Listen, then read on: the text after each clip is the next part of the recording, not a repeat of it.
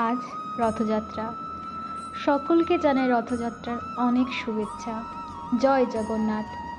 রথোৎসবস্য মাহাত্ম্যং কৌলবিতনুতে his পুণ্যবুদ্ধা বিশেষেণ লোভেনাপন্নথবা নর সপ্তদ্বীপ সমুদ্রান্তা রত্নধ্যান সমন্বিতা সশৈল পুষ্পাণ্ডা তেন দত্তা মহি ভবেৎ।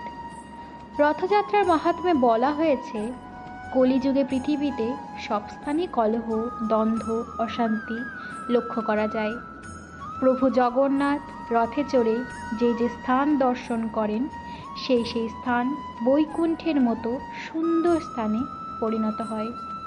হরি বল, জয় জগন্নাথ। তো তোমরা দেখতেই পেলে, একটা ছোট রথ বানানো হয়েছে, একটা বড় রথ। একটা ছোট রথ যেটা দেখলে, সেটা মা ঠাকুর ঘরের জন্য বানিয়ে দিয়েছে ভাইকে দিয়ে।